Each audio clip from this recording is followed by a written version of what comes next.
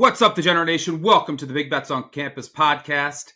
This is the college football betting preview, week 1, part 1. I'm Stuckey, and joining me, as always, my fellow BBOC co-host, Collin Wilson. Today, with the unique schedule, Labor Day weekend coming up, we are going to hit on all of the games on Thursday and Friday. Those are 15-ish games. We'll even touch on a little San Diego State. But we're just going to go straight through the board Thursday and Friday. And then we'll have an episode that we're recording tonight. We're recording this on Tuesday morning. We'll hit all of the rest of the board Saturday and Sunday. We'll have an episode that comes out Monday too that covers UNC TCU. So let's get right into it. I guess before we get into it, do you have any one takeaway from week 0? It was there was a lot of sloppy football. Iowa State, Kansas State was pretty sloppy. Pretty disappointed in what Kansas State looked like. UNLV looked really poor.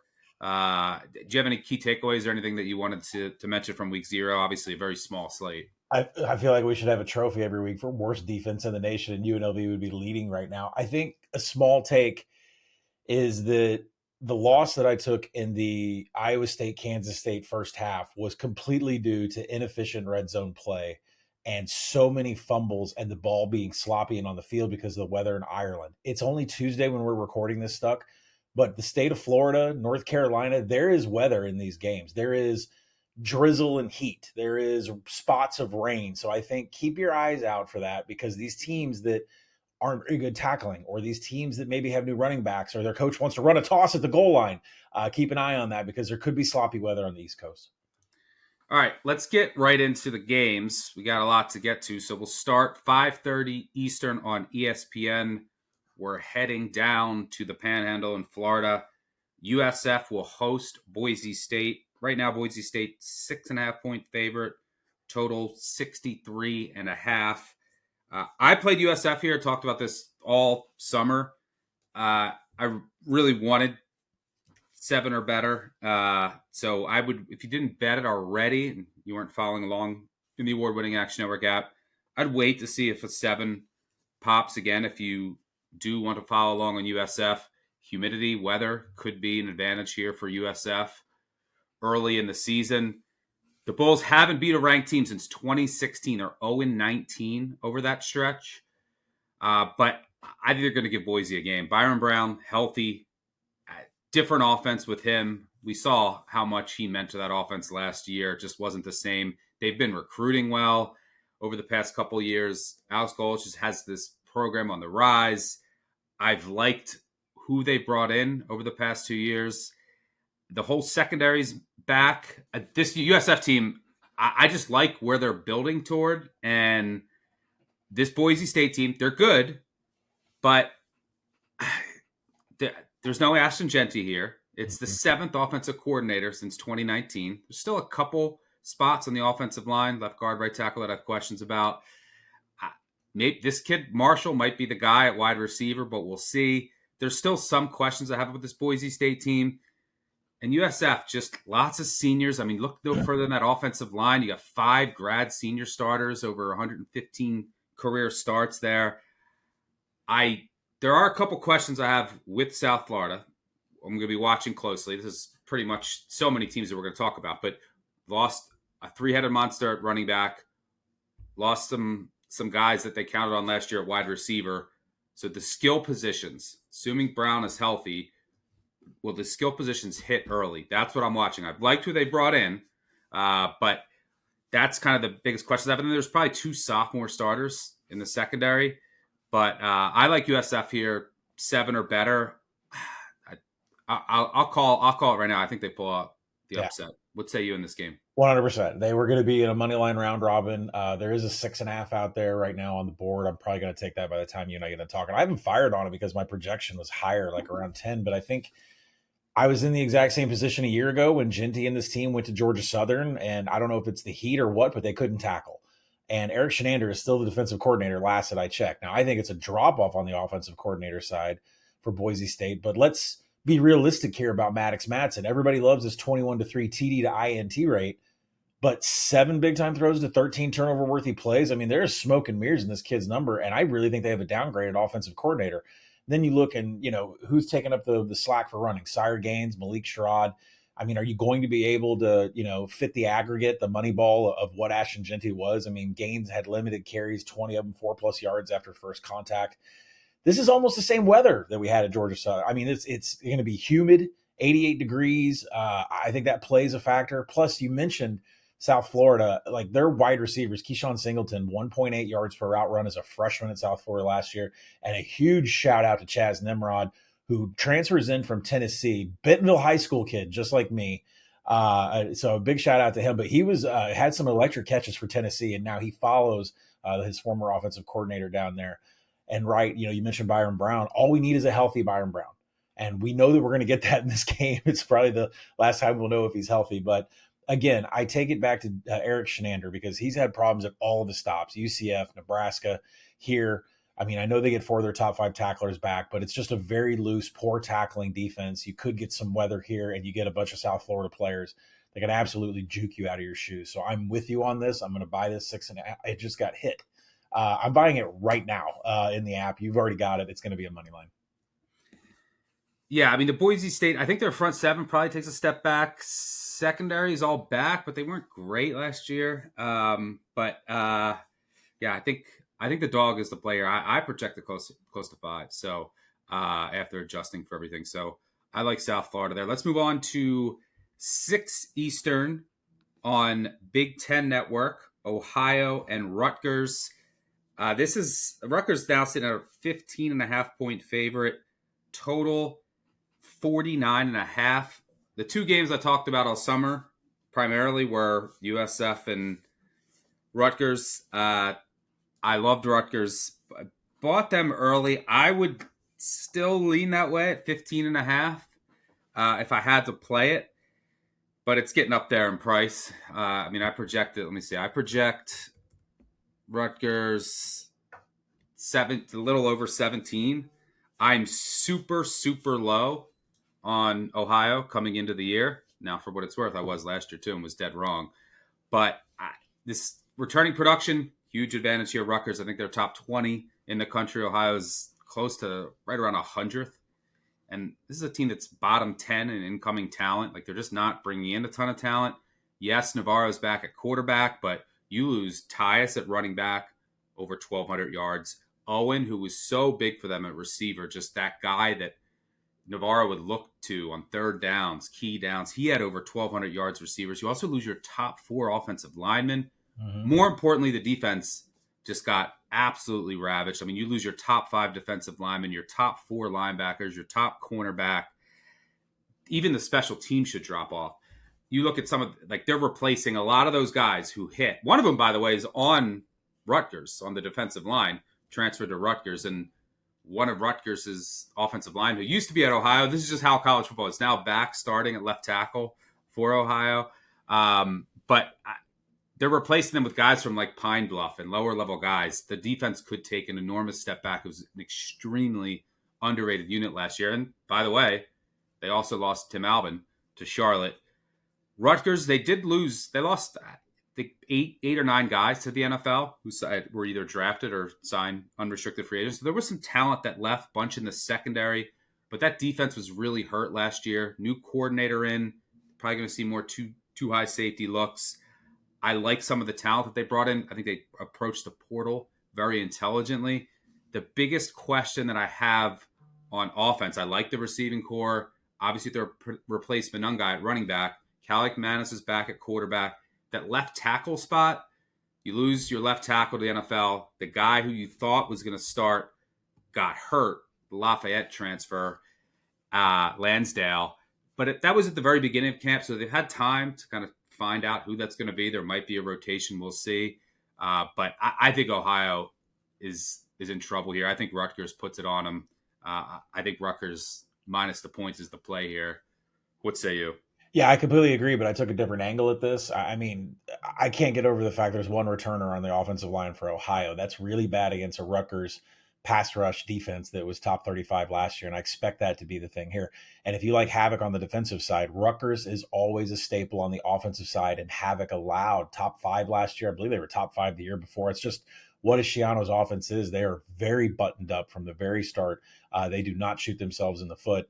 And, this is an undersized Ohio defensive line going up against mostly, returning experienced guys for the Rutgers offensive line. So I expect Kaliak Manis to at least not have hands in his face and to be able to have time to make things happen. And running back CJ Campbell comes in from FAU last year, 4 yards after first contact, 11 TDs and no fumbles. So the no fumbles part like fits into this Rutgers offense perfectly.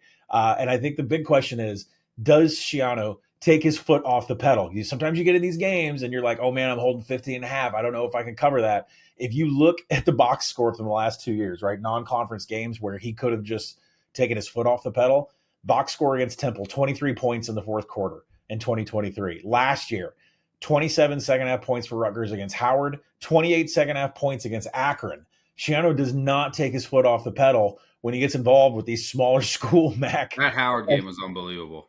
So I like the team total over 31.5, over 32 better than I do the spread, although I don't expect Ohio to get their share of points here. So I like them both, but I'm preferring to play the team total over in Rutgers.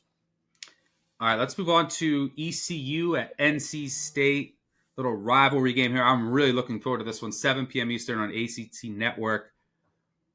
This is always fun when ECU plays NC State, but the stakes are even higher because these two teams played in a bowl game last year, which ended with ECU upsetting NC State, and there was a brawl at the end. There's no love lost between these two programs that are close in proximity.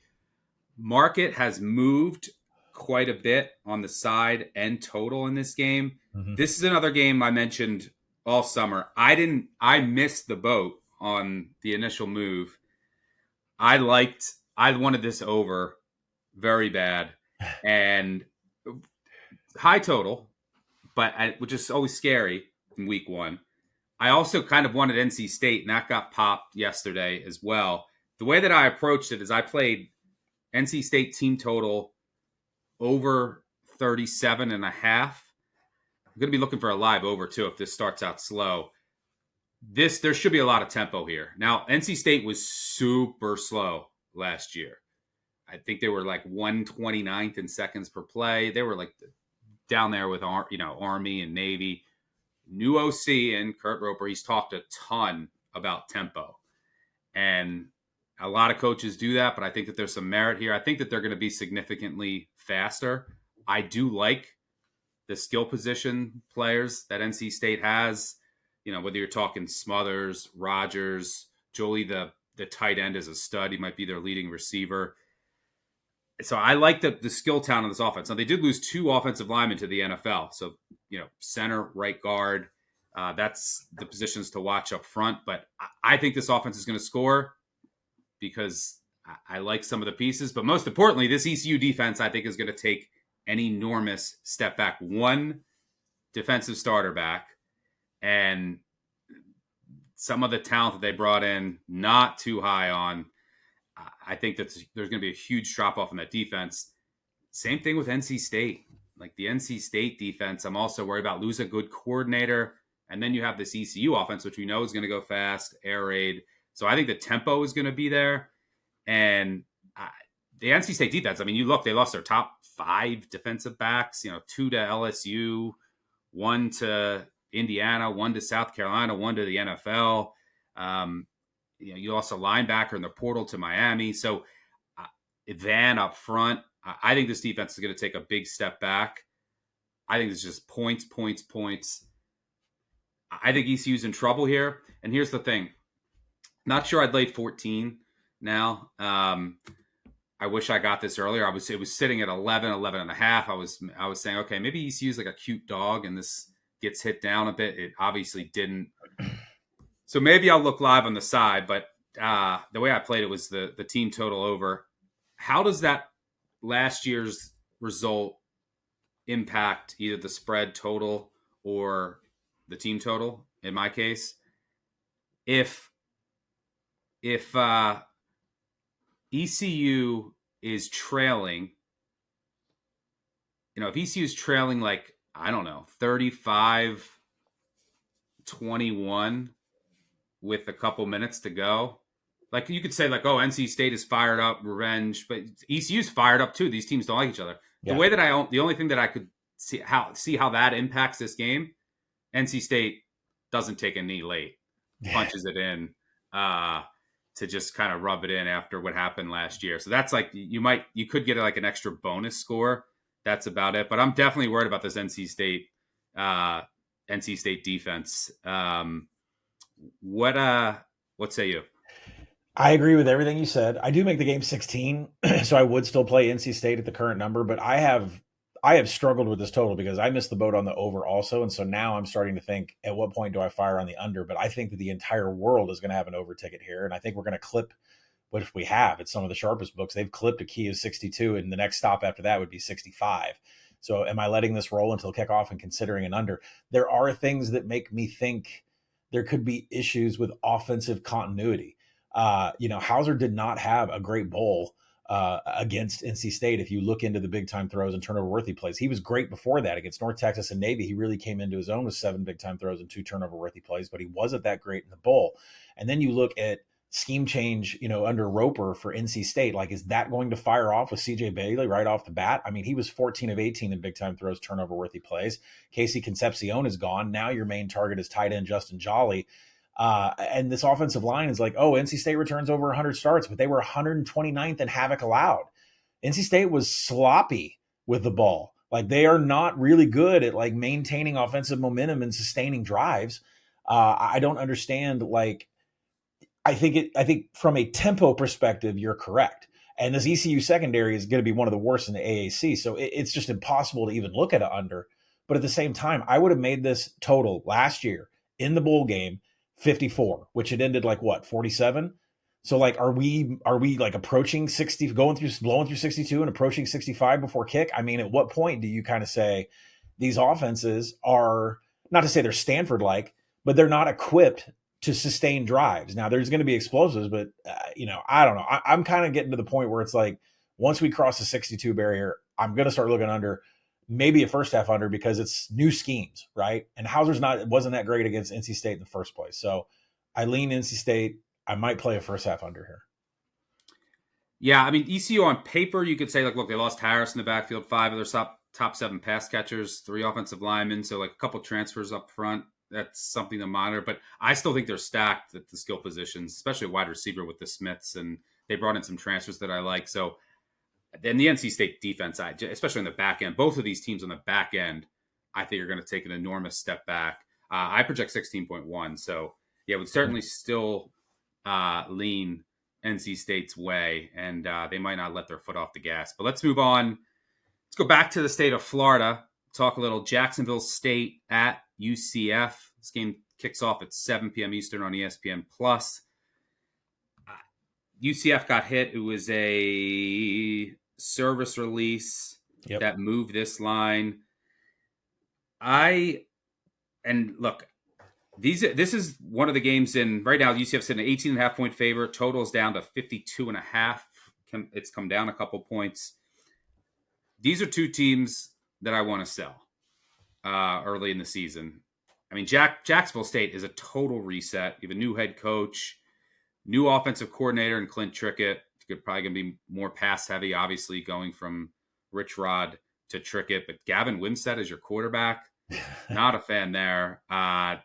Their best player is probably Petway, the receiver, but I don't think he's going to play.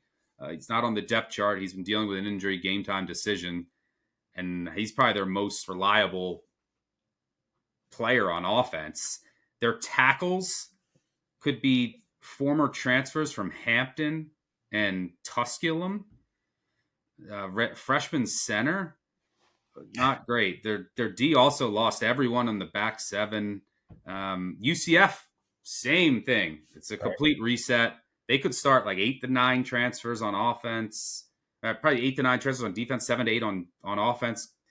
You're going to have Scott Frost coming in. How fast is Frost going to go? That's a question I have. Cam Fancher was named the starting quarterback. That can't be a good sign for how that quarterback battle went. I was actually shocked that he won it. They do have some speed at receiver. I like some of the guys they brought in on the back end of the defense, but by the way, there's a UCF transfer that's starting at corner for Jacksonville State. All these teams, it's crazy. But Fancher and Finch, that combination. I mean, Fancher and Grinch, excuse me, Alex Grinch, the defensive coordinator. Right. Not a fan there. So many moving parts here. This is, to me, let me see what I make this. I made it 16.8. My gut says UCF rolls. Am I betting this game? Absolutely not. I want no part of this game. There's nothing here for me. I will be watching. There's a ton of moving pieces. I want to see how both looks. I want to see the tempo of each, how pass heavy Jacksonville State is, and obviously all of the portal movement. But yeah, two teams I want to sell playing each other week one. No thanks. Yeah, I took Jacksonville State plus 17 like a month and a half ago because I made this game 14, and I figured this team would go the other way because Scott Frost continues to come out and say that's a brand new offense, a brand new defense. We don't have an identity. We don't know who's playing here. We don't know who's playing there. And oh, by the way, we're not going to practice out in the heat. We're going to be indoors for most of our practices. So I don't see Charles Kelly, and I'm not even sure if Jacksonville State even has an indoor facility, but I don't see Charles Kelly letting up on his team and not practicing out in the heat. So for various reasons, the 17 was out there and I took it. And now a service release has got it up to 18.5. So if you want to live trade this game, you can try, because that's what I'm going to do. I'm going to try to live trade out of that 17 at some point. And I think, Charles Kelly's trying to give an indication about what this offense is going to be. His quote is, you throw to score and you run to win. So by that definition, you would expect the Gamecocks to be throwing all the time out of the gate with their quarterback, with Gavin Wimsatt. But I mean, his best year was 2023 at Rutgers, 1,700 yards, 9-8 TD to INT ratio. That earned him a Kentucky transfer where it just didn't go well through 39 passing attempts. If Petway's not there, then if you're throwing to score, who are you throwing to? I mean, he was 2.1 yards per route run. That would be a big boost. That probably is the reason the total has trickled down a little bit. And you have to, wonder what would this total have been last year if these two teams would have been played? If Rich Rod was still the coach, it would have been 62. So is the tempo of this game worth a 10-point drop? Is it justified? So I'm going to stay away from the total. I'm going to try to live trade out of Jacksonville State plus 17. But you're right. There's a lot of questions here. I'm wanting to see how. First off, Grinch is a defensive coordinator I could never get into in the first place. How conditioned are these guys stuck? Did Frost really prepare them for the beginning of the season? And does Grinch have, if UNLV missed 17 tackles in their opener, how many missed tackles are going to be on this UCF defense? Those are the things I'm looking for here. Yeah, I have no clue on this game, to be quite honest with you. I really don't trust my number all that much with just both teams, so much turnover and new staffs and all across the board. This is one of your biggest uncertainty games of the weekend. All right, let's move on to 8 p.m. Eastern on FS1. We'll start to get into some Big Ten. Let's start off with Minnesota hosting Buffalo. This line, let's check it. There's been some movement here. Minnesota's sitting at 17.5-point favorites here. They were up at 18.5. They went down below 17. Another service release here knocked this up. It's come back down a little bit. They're both two new quarterbacks in this game. Minnesota lost a lot on offense. They lost Max Brosmer, who's looked fantastic in preseason. I loved him last year. Very complex offense, pro-style offense that Minnesota run. Took him a little bit to kind of get it. And then once he did last year, he was great. It wasn't your typical Fleck offense. They threw a lot more than usual, but you lose Brosmer, you lose 80% of your receiving production. You basically lose 5 offensive linemen. Yes, 2 are back, but they're moving positions. So the one thing, you bring in a couple transfers of receiver. The one thing that that you have on this team is the running back room. I assume that's what Minnesota is going to lean on here. Heavy zone running team like this, that they're going to, I think they're just going to, this is like old Fleck offense, slow, methodical. We are bigger up front. So there's questions on the offensive line, but they do have a lot of size. They will be able to out muscle Buffalo. So I think they're going to say, like, look, we're going to line it up. We're going to run it. we're going to milk the clock, and then we're just going to overpower this MAC team at home. So I think that's probably the game plan for Minnesota. And then let's ease Lindsey, their new quarterback, the freshman quarterback, into it. On the defensive side, Minnesota, you lose 2 defensive ends to the NFL, you lose a linebacker to the NFL, and then a trio of corners, including Wally and Robinson, who are really good. So that's kind of the question there. Can Buffalo take advantage or take on Taquan Roberson, the former, what was he at? Penn State, UConn, and Kansas State. That's the question there. New quarterback, got a good running back. Snow's back at receiver. I do still have some questions on the offensive line. I think the Buffalo defense is feisty. You do lose Dolak, who led the nation in tackling last year, but they still have some guys. They have 2 really good defensive ends. They're moving one to linebacker next to Red Murdoch, who was second in the country in tackles. Little undersized at defensive tackle, and they're going to be without Sousa there for game 1.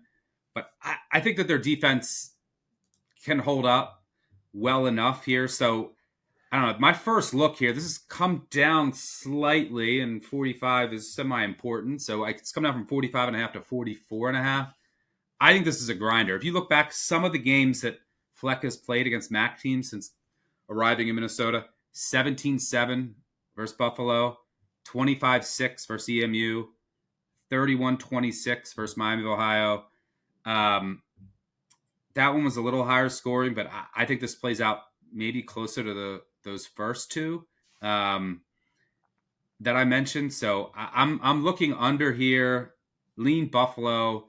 Mm-hmm. I'm just worried that Minnesota could just run it down their throat, and I don't know what Roberson is going to give this Buffalo offense. What are you seeing here? Exactly the same. I lean Buffalo. I want them. I'm ready to fire on them, but I'm hesitant, and I like the under here too. But the problem is I think Buffalo has one of the best punt returners in all of the MAC, and Victor Snow. You mentioned him at wide receiver, and I feel like a special teams play, like a punt return touchdown, could be the one that breaks that total. I could definitely see that happening because Victor Snow is that good for Buffalo. And then you look at Buffalo's offensive line and running back group, probably the best in the MAC. And then Minnesota's new corners and defensive line, they're just loaded with transfers from the FCS. So I do see positives for Buffalo to possibly get some traction, move the ball, and get into scoring position. And then when you go to the other side of the ball, the Minnesota offensive line has, 24 career starts, and they got another 55 through the portal. And I think we talked about this on the preseason podcast for the Big Ten. These players that are filling the offensive line are not good at all. I mean, a true freshman left tackle, Nathan Roy. We got Dylan Ray at right tackle, who came in from Kentucky. He was graded the 525th best guard. Marcellus Marshall was the 160th best guard in blocking grading per PFF. So I'm not very confident in this Minnesota offensive line. They're just going to be able to move piles all day like I am with some other teams. I do, like I said, I think the under is the play. I worry a little bit about a special teams play coming out from the Buffalo side with Victor Snow, but I do lean Buffalo. I think they can hang. Not sure I'm going to jump on it though. Yeah, Pete Lumbo's known for special teams, yep. And you mentioned Snow, but the rest of their special teams are actually a major question mark. So that I'm curious to see how they're kicking and punting early on. So we'll see how that plays out. But yeah, lean Buffalo. I'm probably going to be the under. We'll definitely be looking to bet that game live as well. Let's move on to 9 p.m. Eastern on ESPN. Talk a little Nebraska, Cincinnati. Cincinnati is still holding on. I think this is going to get the 7. You can get a juiced 7 on Cincy. Let's see. Yeah, there's a flat 7 out there. 7 minus 110 is out there. Total 54.5. You look at this roster. It's a young Nebraska roster, which, maybe year 3 for Matt Rule is usually the leap. Maybe the real leap is next year, because 72% of this roster is underclassmen. So they're building. The biggest question this year, it's twofold. One, does Raiola take that leap at quarterback?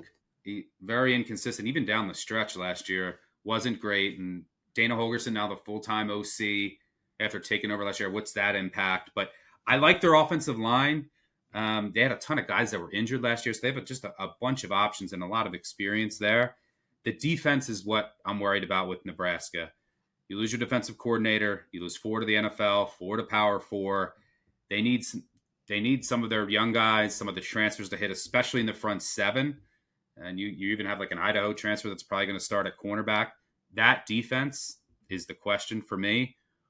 On the other side of the ball, on the other side of the field, Cincinnati, they also bring back returning quarterback Brennan Sorsby, but they do lose Corey Kreiner in the backfield. Still think they're okay there, but they lose their top 5 receivers, 4 offensive linemen. That's my biggest concern on this offense. Now, Sorsby, pretty inconsistent, not great throwing downfield. And that was that. Nebraska had trouble with explosives last year. I think he had like a 28% adjusted completion percentage on 20-plus air yard throws. Sorsby was not good throwing the ball deep. Mm-hmm. Look out for this kid Caldwell, wide receiver from Lindenwood. He's getting a lot of hype. But the offensive line for Cincy has been the one thing that could rely on in the past couple of years. That's not the case this year. That's my biggest concern for them. But can the Nebraska defensive line is a question for me. So how does that matchup play out? Is definitely something worth watching. I do think Cincy's defense should be better up front because you get Hunt and Coleman back from injury. Both of those guys, they lost them last year and they really felt it. And then Corleone, the Godfather, he's back in the middle. Linebackers are still good, even though they lost their best one. Defensive backs transfer heavy. I like the kid McDoom, but there's still some question marks on the back end. My first thought here was over. I just have questions about the Nebraska defense. The Cincy defense, while improved, I still think they can be got on the back end. These are 2 special teams that were awful last year that are expected to be improved. New coach for both. Which one is actually improved? That could end up deciding this game. And then these are 2 teams that over the last couple of years, you never trust in close games. So Nebraska, everyone knows their track record in close games. It's the worst team in all of college football over the past 10 years. But since he's known under Satterfield, it's not like they've been great in close games, and they'll get a lead and they'll blow it. I would trust Rule and the staff much more in the second half if they're trailing, like making halftime adjustments. So that's something I might be looking for. Lean over here. Let me see where I project this. Projected 7 on the dot. This is in Kansas City, by the way, so technically in neutral. So I'm right on market for this game. I'm at 56 on the total.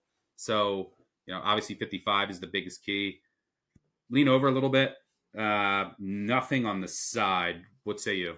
Yeah, I project this 3 on a neutral, which I'm not really sure how neutral Arrowhead's going to be. I think every Nebraska fan in the world will be there. I wanted to fire on 7, and I'm just holding back. And the reason is because I can't back a team with questions at quarterback and offensive line. And Sorsby, can he produce more big-time throws and turnover-worthy plays? Because last year that ratio was 9-13. He's losing, all of his targets. His best returning target is his tight end, Joe Royer, who's one of the best in the Big 12. But after that, you have so many offensive line positions that are brand new. And you look at the pressure numbers that Sorsby had last year. He had 112 dropbacks with pressure, 4% turnover-worthy play rate. It's not horrible, but he only made 1 big-time throw when he had a crowded pocket. And there just is no faith in what Cincinnati can do on the offensive side here. And his offensive line was really good last year. They had some dudes, and now it's a major question mark. Yeah, but then again, you go to the other side of the ball. It's can Holgorsen solve that explosive piece that was needed so badly? Dane Key is a big piece from Kentucky. 2.5 yards per route run from the outside last year for a Wildcats offense that was kind of anemic. The offensive line, I think, can completely neutralize the Godfather. That's saying something with Corleone because, but Justin Evans Jr. at center, and then he is surrounded by 3 seniors on the line. I just think that's going to be able to neutralize what is the best part of the Cincinnati defense, which is that interior. So kind of a rock fight. And maybe that's what gets that number home. But I just cannot back Cincinnati with this offensive line and a quarterback that absolutely cannot do anything with pressure. And he isn't very good. He isn't above replacement level player when it comes to a clean pocket. So I lean Cincinnati. I understand the people buying 7 back to 6.5. I get it from a numbers perspective, but it's week 1 and I'm not investing my money in brand new offensive lines at all. All right, let's close out the Big Ten here. Miami goes to Wisconsin. Wisconsin 17.5 point favorite, depending on where you look. Make sure you always shop around. Those half points matter. Wisconsin hired Jeff Grimes, got rid of Phil Longo. I think that's going to be a huge upgrade. It's a much better fit. The reliable, violent offense, the RPO offense. They bring in Billy Edwards from Maryland at quarterback. They're due to have a quarterback stay healthy. They do have to replace their right guard and left tackle. Both were lost to the NFL. Looks like it's going to be a freshman and then a MAC transfer at tackle. So that's certainly a question. But I think the offense, just coordinator-wise, is going to be better.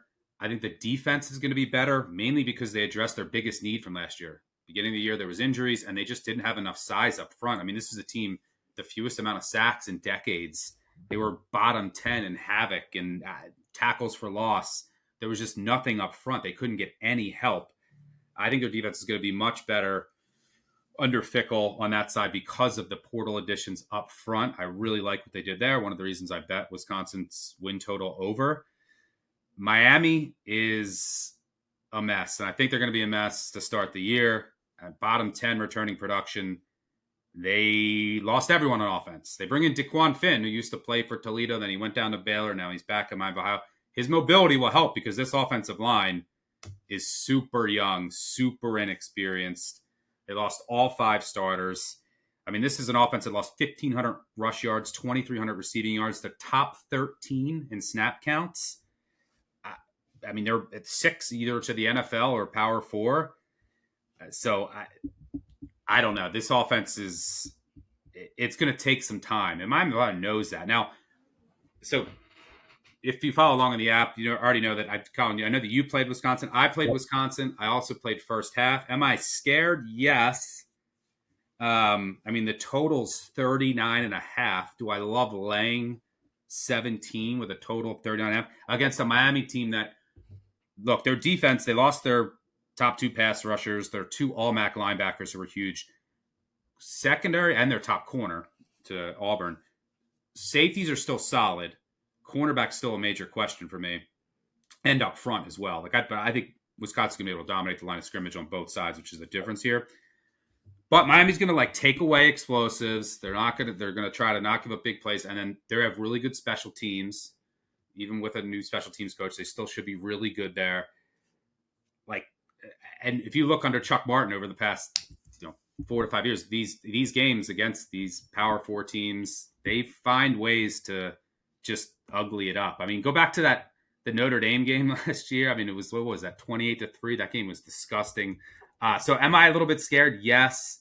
But I just think Miami of Ohio it's funny, they lost a 6-year starting quarterback, and they're going to DeQuan Finn, who's now in his 7th year. But I think Fickell knows how important this year is. I think they want to get off to a bang. They know how tough the schedule is. Yeah, I guess the other thing I should mention, the other thing that scares me and why I played some first half too, is I'm not sure how Wisconsin wants to approach this. I mean, you look, by the way, I mentioned Miami of Ohio. Last year at Northwestern, they lost 13-6. Notre Dame, it was 28-3. Cincinnati, it was 27-16. They know how to ugly up these games, which does scare me. The other thing that scares me with Wisconsin is they have one of the hardest schedules in the country. Now, they don't have a tough game next week. They host Middle Tennessee. But after that, it's at Alabama and then Big Ten, and it's brutal throughout. Does Fickell say, we know how tough this slate is? I want to get, guys rest to make sure I don't have injuries, and then they don't really push it, and they pull their starters a little early if they're up, and there's some backdoor risk. I don't know, but that's definitely something worth mentioning in a game with a total of 39. But there are too many questions on this Miami team. I think they're going to struggle early. They might figure it out by the time MAC play rolls around, but I'm not a huge fan of Finn. I think we'll probably make a couple of mistakes. So I'm on Wisconsin. I split some on the first half as well. Yeah, Wisconsin minus 17 for me. It's still out there. It's getting juiced now. Cute little move to 16.5 where it got scooped up and now it's being juiced. I wouldn't be surprised to see this number run. I actually make this Wisconsin in the high 20s. You're talking about games getting uglied up with Miami of Ohio. We have the king of ugly it up at the offensive coordinator job now for Wisconsin with Jeff Grimes.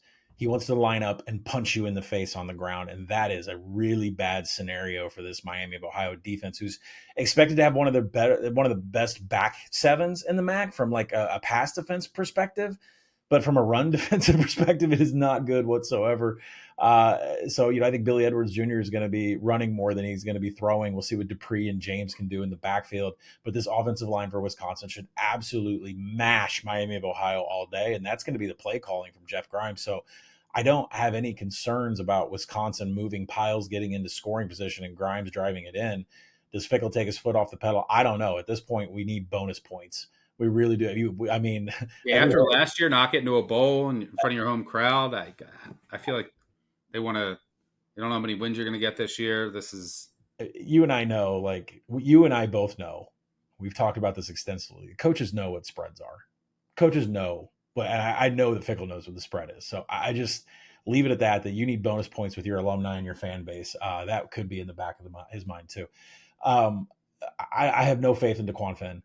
The corners that Wisconsin have with Forkorian and Hallman, they had 9 combined PBUs last year. Even if DeQuan Finn is able to get loose and make some yards up, I mean, he is what Cam Ward light from the days of the fumble days.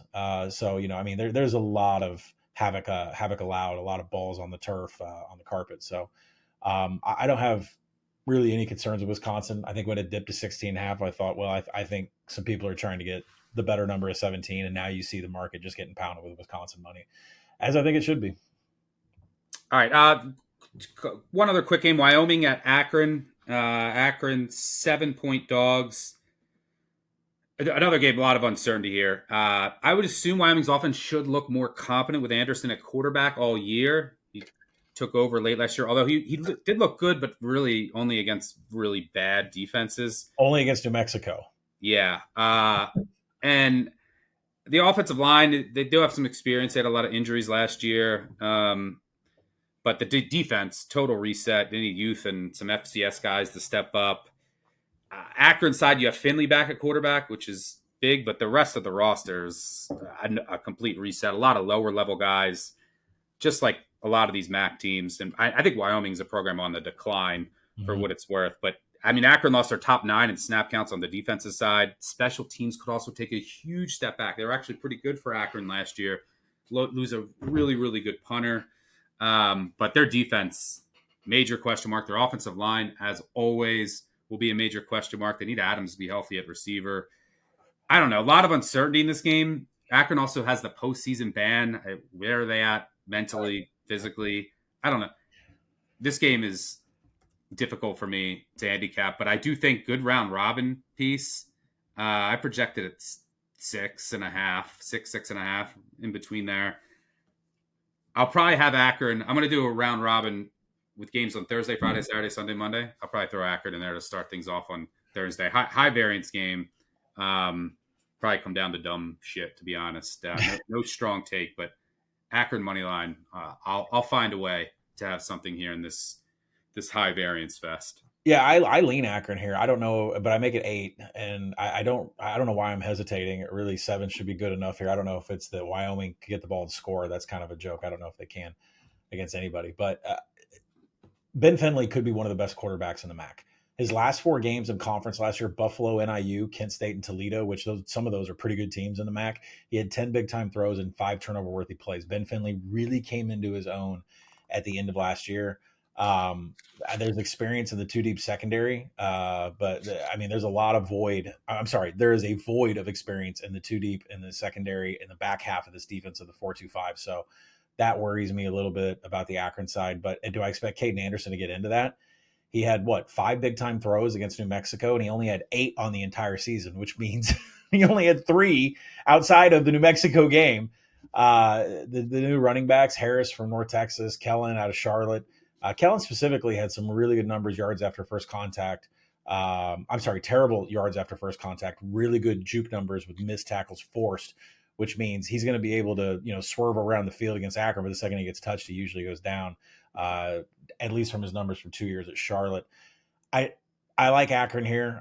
The motivation thing is interesting for me with this team because of the postseason implications. Do you take these games more seriously because every game is your bowl game?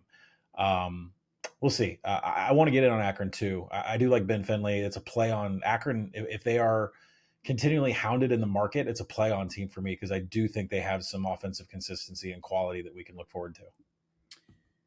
Elsewhere, just Missouri and Missouri and Oklahoma State play FCS teams. I will have my eye on them just for the quarterback battles. So I'll be keeping my eye on there. And then we also have San Diego State, your favorite team. Yeah. They are taking on Stony Brook. It's time for the first San Diego State total. We're going nowhere fast of the year. San Diego State's out to 18.5-point favorite. I do think they waxed Stony Brook. This is at 10 p.m. Eastern on Mountain West Network. Total's sitting at 53.5. You got 10 seconds on this game? Yeah, we're going over 53.5. Stony Brook, moderate tempo, better than average. Last year, their offense increased from 314 yards per game to 403 yards per game, and they're moving at a faster tempo. We know what Aztec Fast is, and Sean Lewis. Let's go over 53.5 to get this string. I think what did we go 10-2? Did I go 10-2 on Nowhere Fast last year? Let's go San Diego State. All right, there's your first one of the year. Yeah, you did totally redeem yourself last year. All right, let's move on to Friday night. I don't have as hot a takes on Friday, so I'm gonna we'll go fairly quick. We'll go a little quicker on these games. Western Michigan at Michigan State. That Michigan State has taken some money in this game. Western Michigan, it looks like they're going to play both quarterbacks, Brock Lowry and Brady Jones, the JUCO transfer. Not sure how that's going to go. I was hoping that Brady Jones won it, but it's been just neck and neck for the entire camp. Michigan State's taken money, and then there was a little bit of buyback here. Year 2, Jonathan Smith, Aiden Childs, can he take the leap? Offensive line, still a major question there. Does that hold them back? They also lost, 2 running backs to the NFL. They lost some other receivers besides Marsh. They've had some injuries at wide receiver and tight end in camp. Mm-hmm. So, yeah, there's definitely some questions here with Michigan State. Even if one of their senior safeties might miss this game. They had so many injuries, though, in the secondary. You would think they would be better. Special teams also could be a disaster for Michigan State. So, you're needing the cover. I think due to injuries, their kicker could be this D2 guy who didn't kick in 3 years when he was on a D2 school. He didn't attempt one field goal because they've had some injuries at kicker. I don't know. That's definitely worth noting. I trust Smith. I think they'll have them ready here. Western Michigan is a mess. They were top 15 in experience last year. They're outside the top 100 now. They're 128th returning production. New DC scheme change. Their offense loses their quarterback, running back, top receiver, 4 very, very good offensive linemen. The D was hit hard with losses, and then even more in the spring. They need some power forecast offs to hit. I don't know. Tough game for me. I probably won't have anything here. For what it's worth, I project close to. I project 22.5. So my numbers say Michigan State under 3 touchdowns is worth a look, but probably not enough to get involved with all the uncertainty here. And Western Michigan running out 2 quarterbacks. I'm not sure what that distribution is going to look like. So this is probably a pass for me. What do you see? Yeah, I made this 17.5. So when I saw the steam, it's I understand the steam, but there are things of this game that I need to write down on a notepad, and then you and I go review it on Sunday, which is Aiden Childs entering his 3rd season. He had 143 pressures and 374 dropbacks last season. This kid has not lived in the world of college football without pressure in his face, no matter where he has been. I still don't know. And they lost their top 2 offensive linemen somehow. Right. I don't know what Aiden Childs' ceiling can be, and he's entering his 3rd season because the kid has never had a clean pocket whatsoever. So I'm looking to see against this new Western Michigan everything. Are they going to be able to keep a clean pocket? That is going to be checkmark number 1. Checkmark number 2 is going to be the running back position, which is Elijah Tolliver, who comes in from Sacramento State. When you get Sacramento State transfers, you need to pay attention. Although his career numbers over with the Hornets, 2.8 yards after first contact, that's not Scattaboo type. But Nick Marsh is good at wideout, 2.1 yards per route run for the Spartans last season. That is the connection the Childs will need. But keep your eyes on Tolliver at running back. If he flashes, then maybe maybe we got something cooking here at Michigan State, but really I want to look at the box score and see how many pressures this offensive line has to protect Childs, or it's a season of more of the same. Yeah, if you can't block this Western Michigan team, then it could be trouble. Right. Kennesaw, Wake. This is similar to Jack State UCF. Yeah. Like, same exact vibes here. Two teams, new staffs, roster reset. Wake Forest is 17.5-point favorite. Like, spread is even in the same range. Total is down to 51.5. Kennesaw State, new coach, Jerry Mack, who's recently with the Jags. New offensive coordinator is a hypo guy. You can see some beer and shoot here. New defensive coordinator came from like the Euro League. They brought in a ton of 14 offensive linemen. Sound like urinal league. No, Euro League. Yeah. The Urinal League.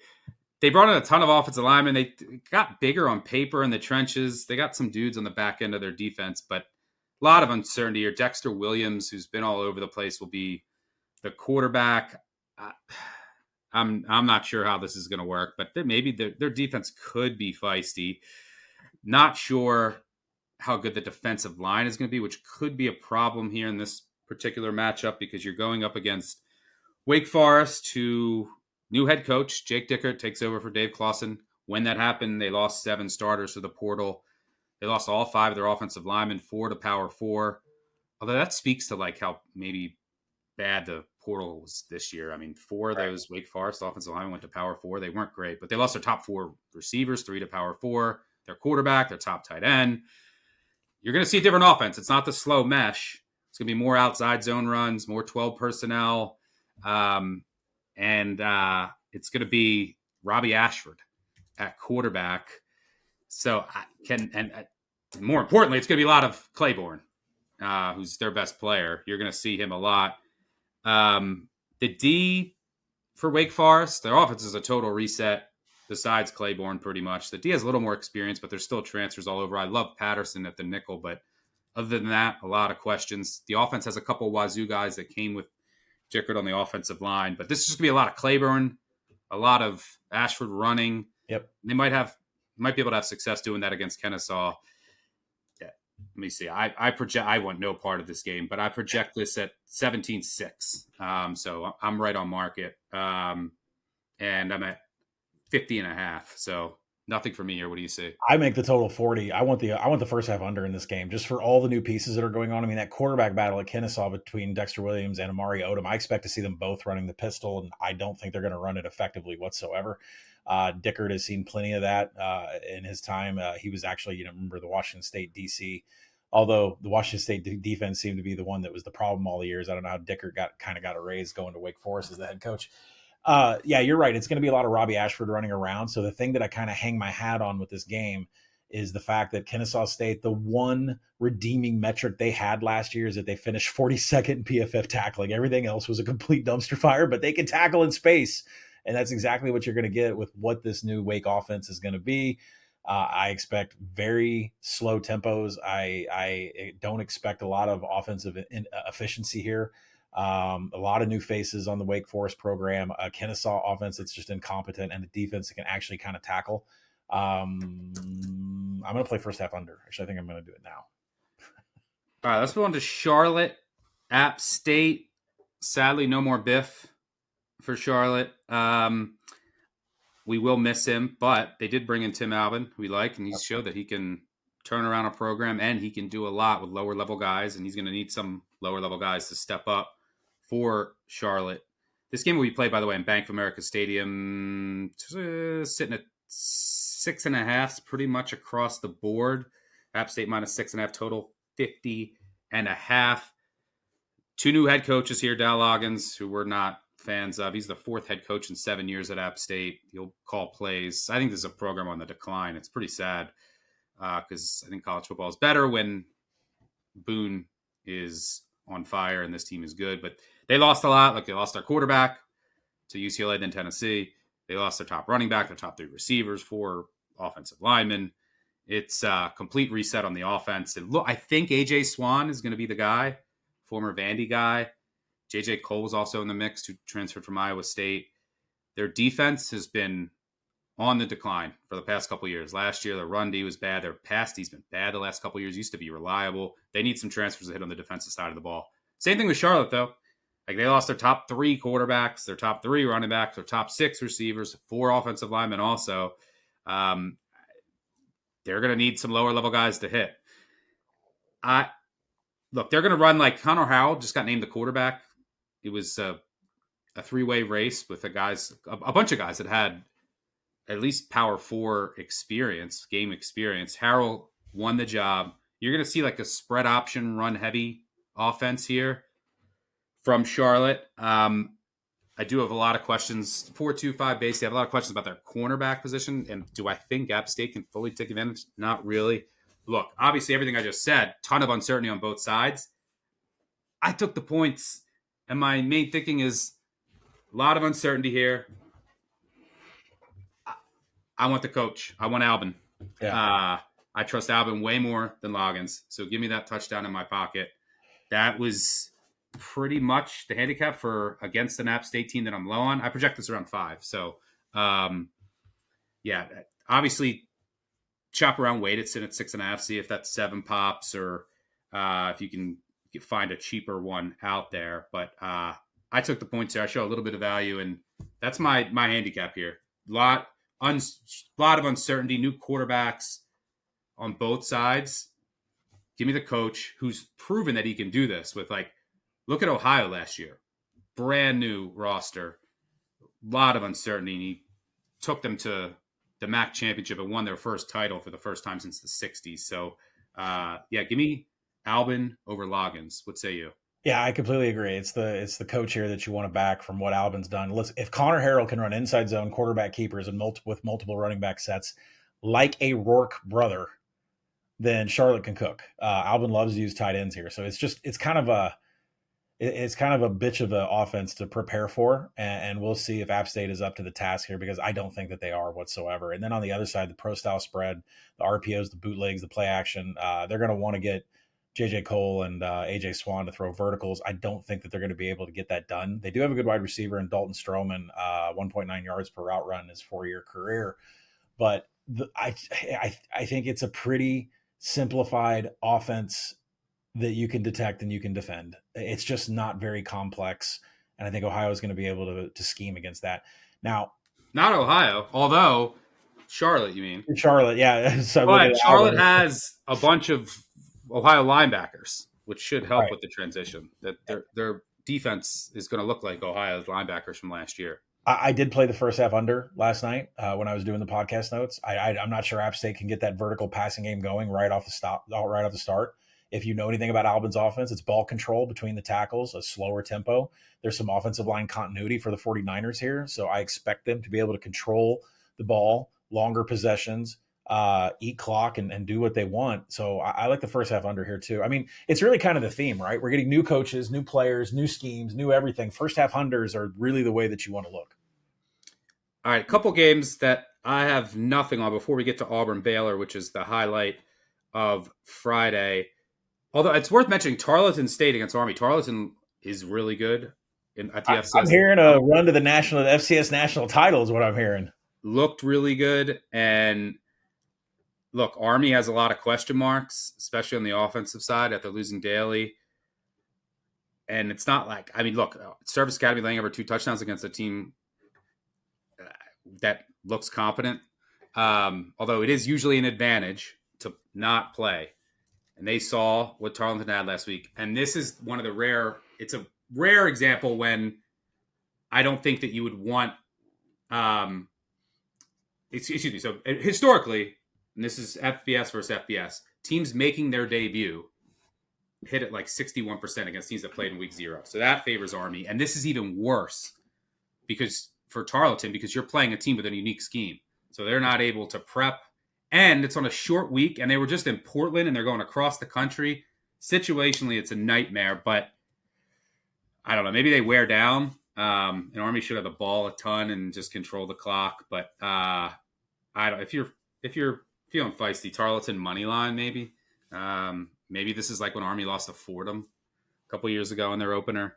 But that should be a little entertaining game for the FCS FBS. Central Michigan, San Jose State. I'm just curious to see what Central Michigan looks like. Yep. I project 13. I got nothing there. And then UNLV, Sam Houston State, two teams that I want to fade hard. So I got nothing there. Anything in either UNLV's laying 10.5, total 61.5 against Sam Houston. Anything there for you? Yeah, UNLV Sam Houston, I wrote up for action, so you guys can go out to the app and check out that article. Just to give away what is it? No sneak, no cookie, just to give away the cookie. But Sam Houston, I don't think is priced correctly. I think it's going to continue to come down. I think the tempo is going to be pretty fast here, and there is some issues tackling for both teams. So, go ahead and read about that and see what you can pull from it. As far as Central Michigan, San Jose State, you're right. It is a watch game. What are the two things we're looking for? And maybe we can discuss on Sunday. One, that Central Michigan offense under Matt Drinkhall. He's going to bring that Army style that he was running. So we're going to, and there's multiple quarterbacks in line. We got to figure out which one is the best to run this offense. And then on the other side of the ball, Leland Smith, transfer from Purdue. He's going to try to fill the shoes of Nick Nash and Walker against when he's under center. So those are the two things. That's a watch game and take notes game, because these are two teams we want to bet on in the future. Yeah, I don't think you're going to see much triple from Central, but you're going to see like a modified rushing attack option. So we'll see how that looks. I want no part of either game. Let's talk a little Auburn-Baylor. That is the marquee game on Friday night. Auburn is out to a 2.5-point favorite here. Total ticked up a bit to 57.5. My main concern here for Baylor, I mean, the offense, I don't really have many questions about. Maybe like running back depth. It's really young, and they lost Pendergrass, who was like their power back, but you don't want him to be number one. We saw that when Washington got hurt, but maybe running back depth. But you got Hawkins eligible at receiver, so their receivers are great. I love the out of Wilson, who will help in special teams too. Their offensive line looks really good. I love Sawyer Robertson. So I don't have many questions about this offense, and I do have some questions about the Auburn defense. So Baylor should be able to put up its fair share of points. My biggest concern is the Baylor secondary. The reports I'm hearing and how this depth chart looks like it's shaking out, it's not what I wanted to see. I do like some of the defensive coach hires that they had, so maybe they can fix some of that. They were 127th in pass explosiveness last year, and now you're going up against a very, very talented Auburn wide receiver room.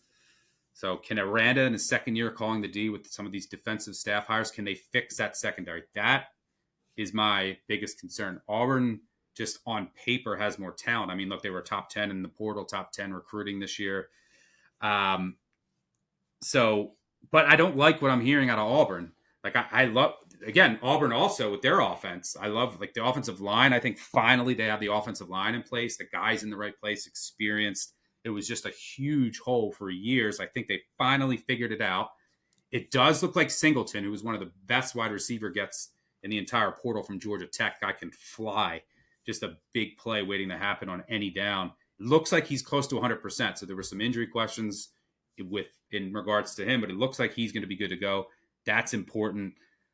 But some of the things I'm hearing with Auburn, like in regards to play calling, is I think Freeze might just be playing games, was saying he might play Knight and Daniels at quarterback also.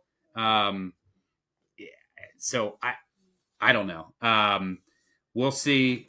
I do think that Jackson Arnold is a good fit for the Freeze offense. If he starts slow, where is his confidence though? That's something I'm worried about.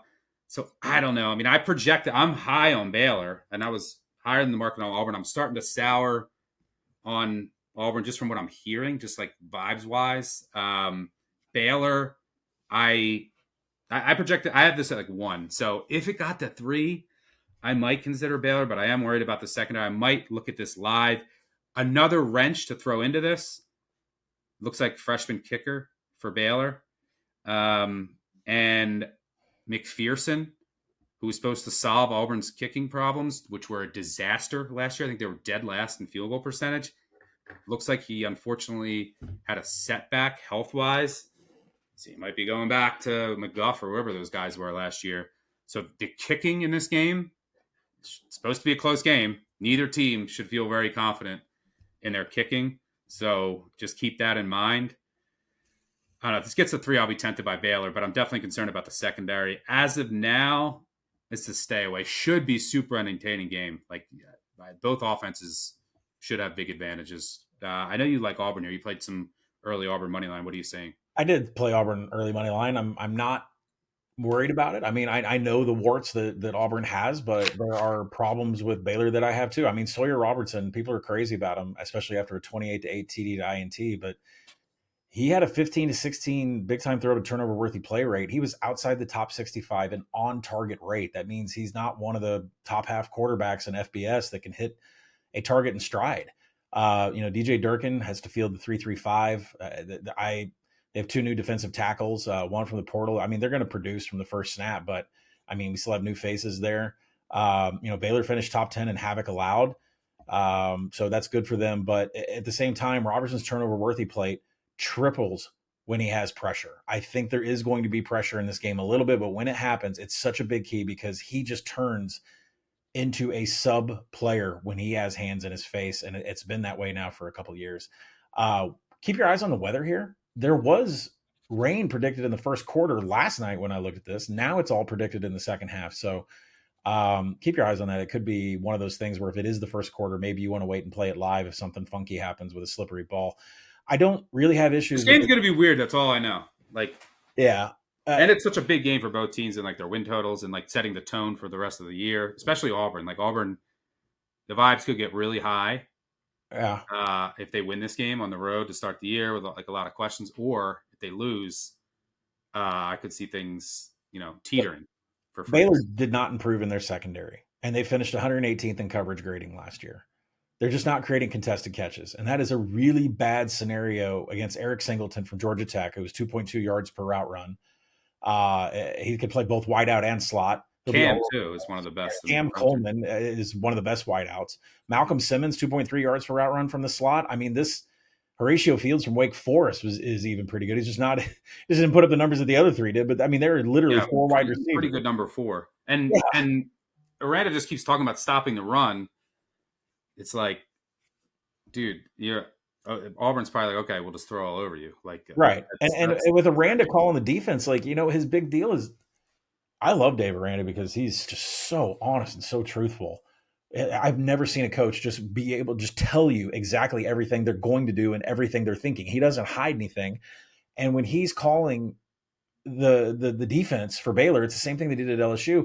It's just so complex. It's like 8 different personnel and schemes that they're running all the time. And if that doesn't work, if they're defense does not grasp what they want to do here, Hugh Freeze could put something up on the chalkboard that could confuse Aranda a little bit. I mean, I know there's definitely history with those 2 calling against each other. So I don't really have issues back in Auburn. So I know there's a stall at the 2.5. I do think it's getting outside the power rating numbers where we're at. But when you look at just everything from Jackson Arnold's finally going to be protected with that offensive line. Jackson Arnold's got weapons out the wazoo. I don't like Baylor's secondary, and I don't like Sawyer Robertson under center when he gets pressure. And I think Auburn is going to be able to produce a little bit of pressure. So all those things combined, I like Auburn. Yeah, a couple of the guys who I was counting on taking a lead for the Baylor secondary, it sounds like that hasn't happened from what I've heard. Doesn't mean it can't, but I haven't just heard the things that I wanted to hear about this Baylor secondary, which is obviously a huge matchup in this game. All right, quick recap. That's, I think, 17, 18 games and a little over an hour for Thursday, Friday. Our next episode, part 2, that'll be normal format. So we'll go through the biggest games. We'll do, obviously Ohio State, Texas, Notre Dame, Miami, Alabama, Florida State, LSU, Clemson, and then we'll hit rundown a bunch. We'll bring trash back, Colin on Arkansas, 3 and out. That'll sound like your normal podcast. For those that are new here, you'll see what that's like. But for this, we just wanted to get out our thoughts on all the games Thursday, Friday. So we'll close out with just run down what you like. You can just highlight a couple bets. I'll start. I like USF on Thursday. Rutgers, NC State team total over. I think the pace will be there, and I think the ECU defense is going to get carved up. Might even get some Hauser turnovers to help you out there. I played Wisconsin, split it with first half and game. Little worried about just the total and how Miami of Ohio is going to play and just try to ugly that game up. But do show enough value, and I'm worried enough about Miami of Ohio to get involved there. Lean Buffalo. Think I prefer the under. Still waiting there. Probably have Akron in like some kind of round robin for fun. And if you want to get really crazy with just some couch change and fun, Tarleton money line against Army. How about you? Quick summary. We're gonna put that in the round robin. I think you and I, opposite of the ACC pod, I think you and I didn't disagree on a single thing today. So I echo everything that you have to say. Oh, we will on tonight. Yeah, I know. I know Saturday's games. I know. I like USF also. Rutgers over 31.5 team total. I'd take the 32 also. Wisconsin minus 17 if you still get it, even if it's juice. I think you should go out there and get that. Charlotte, App State, too many new faces, under 26.5 first half. Same thing, Kennesaw and Wake, two offenses are incompetent, under 27 first half is out there. Do like Auburn, don't care what the number is, up to 3. I wouldn't go past that. And then after that, go read about Sam Houston and what the tempo of that game is going to be. Yeah, a lot to watch, a lot to learn, which is one of my favorite parts about week 1 and today's new college football, because I'm going to be very right about some teams and very wrong about a lot. So hopefully we found some winners for Thursday and Friday headed into the weekend, which we'll cover on the next episode, part 2, which will be out shortly. If you can, take a second, subscribe, tell a friend, tell an enemy, you know the drill. Leave a 5-star review, really helps us out this time of year. I'm going to do some giveaways. Just go on, say whatever you want, leave a 5-star review, or just go on review and then hit the 5 stars. If you've already done it, borrow your girlfriend, your friend, your wife, your husband, whatever, your phone, and just click that for us. It really helps us out this time of the year. But thanks to our producer, Matt Mitchell. Thanks to Colin, as always. Thanks to everyone who came out to Chicago. Most importantly, thanks to all of you for tuning in. We will be back shortly with part 2 hitting Saturday and Sunday. Catch y'all later. Cheers. Peace out.